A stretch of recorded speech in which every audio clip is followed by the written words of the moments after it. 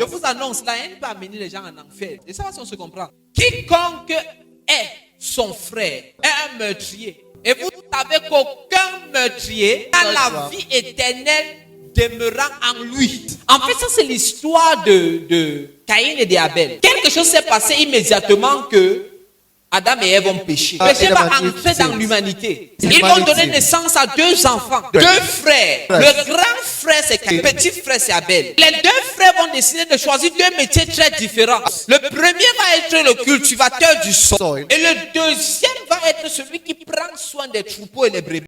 Maintenant, le fait qu'ils ont 2 occupations différentes, on dit Abel a choisi une portion spéciale. Ce qui m'intéresse, c'est que Dieu n'accorde pas le regard favorable d'abord à l'offrande. La Bible nous dit Dieu donne un regard favorable sur Abel et son offrande. Amen. Amen. Et Dieu n'agrée pas Caïn et son offrande. On n'a pas dit Dieu n'agrée pas qui? L'offrande de Caïn. Dieu n'a pas agréé Caïn et son offrande. De la même manière que Dieu a accepté Abel et son offrande. Dieu va voir Caïn. Et Dieu va dire que pourquoi est-ce que ton visage est triste? Et ce qui me plaît, c'est que Dieu va lui dire, Dieu ne va pas lui dire si tu avais bien fait.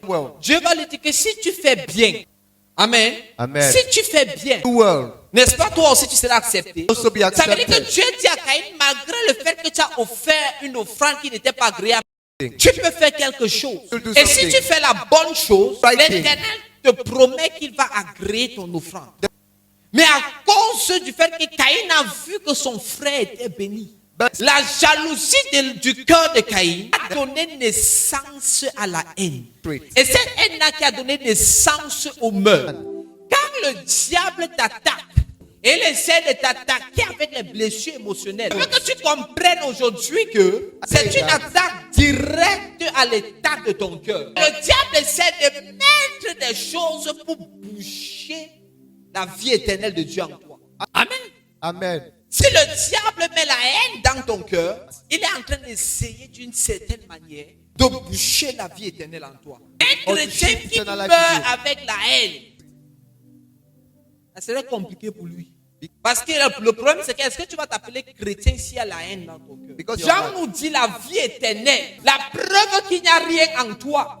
C'est la haine. C'est ça le problème du christianisme. Jésus-Christ nous dit ce soir qu'avant de fêter la Pâque, rassure-toi de tendre la main de miséricorde à ton frère. Est-ce que nous sommes ensemble? Rassure-toi de tendre une main de miséricorde à qui? Make sure you extend it. Toi qui souhaites que tes ennemis périssent, souviens-toi qu'un jour tu étais ennemi de Dieu et tu méritais la mort.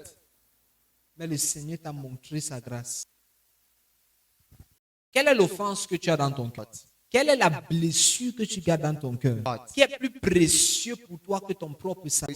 La résurrection, la mort de Christ, c'est toute une histoire de miséricorde. C'est le Seigneur notre Dieu qui est miséricordieux, lent à la colère et riche en bonté.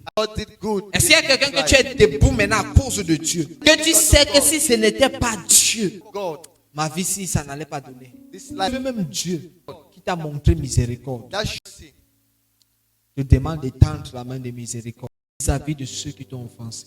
L'offense ne vaut pas ton salut. Ne rate pas le ciel à cause des blessures émotionnelles. Ne rate pas le ciel à cause de l'insulte que quelqu'un t'a donnée en route et tu as gardé dans ton cœur.